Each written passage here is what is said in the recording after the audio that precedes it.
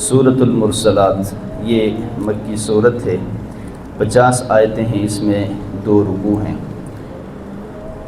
اس صورت کی شروع میں اللہ تبارک و تعالیٰ دو قسم کی چیزوں کی قسم کھائی ہے۔ ان میں سے ایک ہوا، جو ہوائیں چلتی ہیں، طوفان بن جاتی ہیں۔ بسا اوقات بعض ہوائیں ایسی ہوتی ہیں جو انسانوں کے لیے خیر کا سبب بن جاتی ہیں۔ ٹھنڈی ٹھنڈی ہوائیں ہیں، باد صبح کی ہوا، ٹھنڈی ہوا، جس سے فرحت ملتی ہے، خوشی ملتی ہے، طبیعت میں جو ہے وہ ایک سکون آ جاتا ہے۔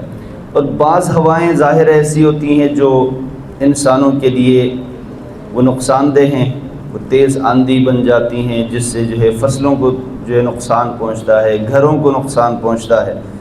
ایک تو ہواؤں کی اللہ نے قسم کھائی، دوسرا فرشتوں کی قسم کھائی۔ اور فرشتے بھی ظاہر ہے، بعض فرشتے جن کو اللہ تبارک و تعالیٰ بھیجتے ہیں خوشخبری دے کر کہ وہ انسانوں کو خوشخبری سناتے ہیں، اور بعض فرشتوں کو اللہ تعالیٰ ڈراؤنے بنا کر جو ہے نقصان کے لیے بھیجتے ہیں۔ جیسا کہ حضرت ابراہیم علیہ السلام کے پاس وہ فرشتے نہیں آئے تھے، پہلے تو حضرت ابراہیم علیہ السلام کے پاس آئے، وہاں سے حضرت ابراہیم علیہ السلام نے پوچھا کہ اب کہاں جانے کا ارادہ ہے، یہاں سے مہمان تم کہاں جاؤ گے؟ تو انہوں نے یہی کہا کہ ہم اس وقت جو ہے آپ کے پاس سے حضرت لوط علیہ السلام کے پاس جانا چاہتے ہیں، اللہ نے ہمیں حکم دیا ہے، اور قوم لوط کو تباہ کرنے کے لیے۔ تو فرشتے تباہی مچانے کے لیے بھی اللہ تبارک و تعالیٰ کو بھیجتے ہیں، تو ان کی بھی قسم کھائی۔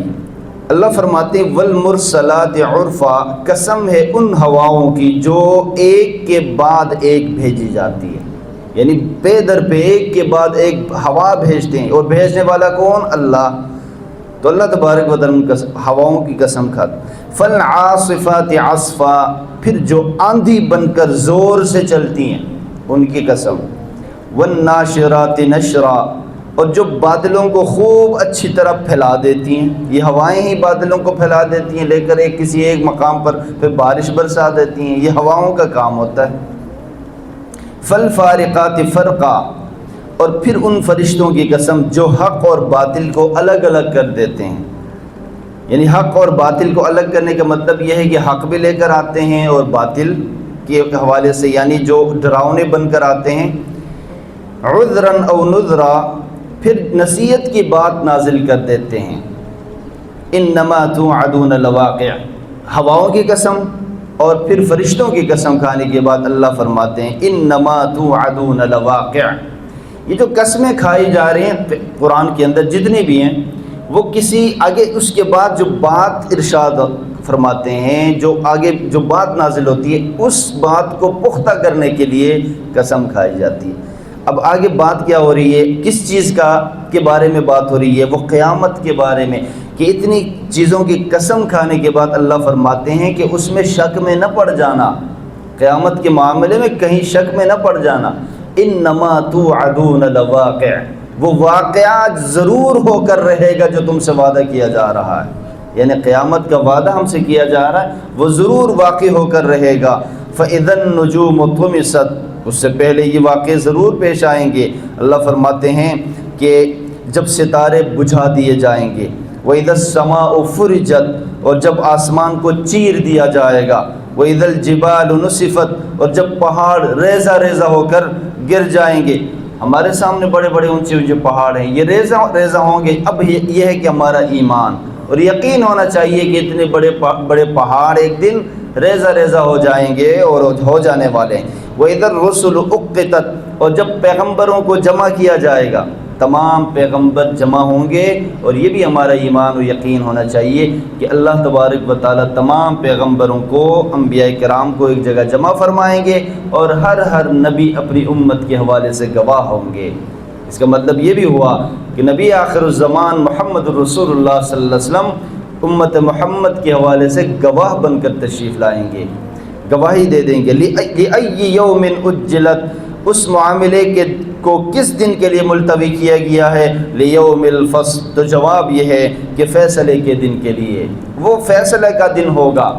آج دنیا میں فیصلہ نہیں ہوگا، دنیا دار العمل ہے، یہاں پر ہم نے عمل کرنا ہوتا ہے، اور آخرت دار الجزا ہے، فیصلے کا دن ہے، جزا و سزا کا دن ہے۔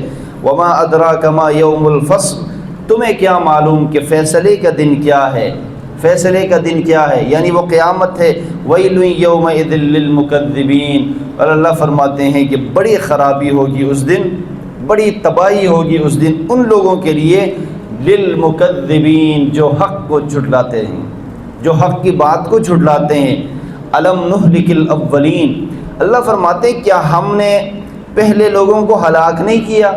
अलम नुहलिकिल अव्वलीन, क्या हमने पहले लोगों को हलाक नहीं किया तुमसे। ज़ाहिर है पहले लोगों को अल्लाह ने हलाक किया है, जो अल्लाह के साथ बगावत पे उतर आए हैं, नाफरमानी पे उतर आए हैं, हक़ को झुठलाए हैं, वक्त के पैगम्बरों को की बात नहीं मानी, तो उनको अल्लाह ने हलाक फरमाया है। तारीख़ गवाह है, कुरान के अंदर मौजूद है। सुम्मा नुत्बिउहुमुल आखिरीन, फिर उन्हीं के पीछे बाद वालों को भी चलता कर देंगे। अल्लाह फरमाते हैं अगर ये भी नाफरमानी की रविश अख्तियार करेंगे तो उनको भी उनके पीछे चलता करेंगे। कज़ालिक नफ़अलु बिल मुजरिमीन, ऐसे ही सलूक हम मुजरिमों के साथ किया करते हैं, फरमान बरदारों के साथ नहीं। फरमान बरदारों के साथ कौन सा सलूक अल्लाह करते हैं, जो पीछे गुजर कर आए हैं। जन्नत और उनकी नियामतों का तज़किरा किया ना हमने, तो ये फरमान बरदारों के लिए है। मुजरिमों के लिए ये है कि अल्लाह तबारक व तआला ने इनको हलाक फरमाया है। और आज भी अगर कोई मुजरिम बन जाए, अल्लाह का बागी बन जाए, अल्लाह के साथ बगावत पे उतर आए, तो उसको अल्लाह आज भी हलाक फरमाने पे कादिर है। वैलुन यौमइज़िन लिलमुकज़्ज़िबीन, फिर अल्लाह ने दूसरी मरतबा यही इरशाद फरमाया कि बड़ी ख़राबी है, बड़ी ख़राबी होगी उन लोगों के लिए जो हक़ को झुठलाते हैं। अलम नख़लुक़कुम मिन माइन महीन, क्या हमने तुम्हें एक हकीर पानी से पैदा नहीं किया। इंसान की बात हो रही। फ़जअलनाहु फ़ी क़रारिन मकीन, फिर हमने उसे मुक़र्रर वक़्त तक एक मज़बूत करार की जगह में रखा, यानी माँ के रहम में मुक़र्रर मुद्दत तक उस पानी को रखा, फिर उसी से बच्चा पैदा होता है। ये सारा प्रोसेस इला क़दरिन मालूम, यानी एक मुक़र्रर वक्त तक के लिए। फ़क़दरना फ़निअमल क़ादिरून, फिर हमने तवाज़ुन पैदा किया, चुनांचे अच्छा तवाज़ुन पैदा करने वाले हम हैं। अल्लाह फरमाते हैं, यानी इंसान को जिस खूबसूरत साख्त में अल्लाह ने पैदा किया, जिस ढांचे में, उसकी बात हो रही है कि हमने ही इंसान को बेहतरीन शक्ल सूरत देकर पैदा किया है। और इससे पहले भी अर्ज़ कर चुका हूँ कि कायनात में सबसे खूबसूरत इंसान है। इंसान से खूबसूरत कोई शे नहीं है, क्योंकि अगर इंसान से खूबसूरत कोई और शे होते तो उसकी कसम खाकर, अल्लाह तबारक व तआला चीज़ों की कसम खाकर फिर उसकी खूबसूरती को ज़िक्र फरमाते। और मैंने ज़िक्र किया था ना कि चाँद से भी खूबसूरत ना हो मेरी बीवी। बंदे ने कहा कि उसको तलाक़ है, मेरी बीवी जो होने वाली है वो चाँद से खूबसूरत होनी चाहिए, अगर नहीं होगी तो तलाक़ है। बंदे ने पहले फ़ैसला सुना दिया। अब जब शादी हुई, निकाह हुआ, तो देखा कि इतनी खूबसूरत नहीं थी, वो अल्लाह की बंदी मामूली सी थी।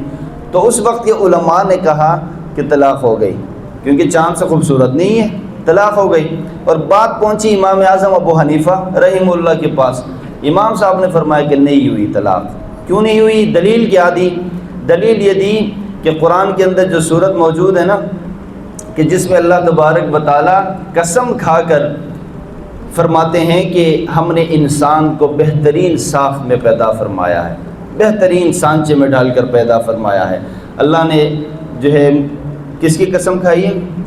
कारी साहब, किसकी कसम खाई है अल्लाह ने कुरान के अंदर? लक़द खलक़नल इंसान वत्तीन वज़्ज़ैतून वतूर सीन वहाज़ल बलदिल अमीन।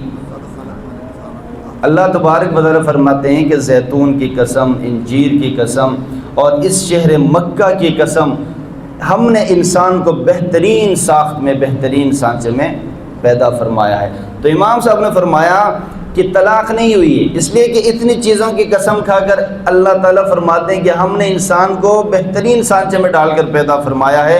तो इसका मतलब ये कि इंसान चाँद से भी ज़्यादा खूबसूरत है। अगर ये मामूली शक्ल वाली भी है ना इसकी बीवी, तो चाँद से फिर भी खूबसूरत है, क्योंकि चाँद की कसम अल्लाह ने खाकर ये नहीं कभी कुरान में फरमाया कि चाँद सबसे ज़्यादा खूबसूरत है दुनिया में, कायनात में चाँद से खूबसूरत कोई शे नहीं है। कहीं कुरान में ये कसम नहीं खाई गई है। हाँ, चाँद की कसम खाई गई है, चाँद की कसम खाकर आगे कोई बात इरशाद फरमाई गई, लेकिन ये नहीं फरमाया गया कि चाँद ही सबसे ज़्यादा खूबसूरत है। लेकिन इंसान के बारे में फरमाया है कि इंसान सबसे ज़्यादा खूबसूरत है। تو فرمایا طلاق نہیں ہوئی، کیونکہ انسان سب سے زیادہ خوبصورت ہے۔ تو اللہ تبارک و تعالیٰ اس پورے معاملے کو یہاں ذکر فرماتے ہیں کہ ہم نے ایک معمولی جو ہے پانی، حقیر پانی سے انسان کو پیدا کیا، پھر توازن کے ساتھ پھر ایک بہترین سانچے میں پیدا کر دیا، اور پیدا کرنے والے بھی ہم ہیں، اللہ فرماتے ہیں۔ اللہ تبارک و تعالیٰ ہم سب کو قرآن پر عمل کرنے کی توفیق عطا فرمائے، آمین۔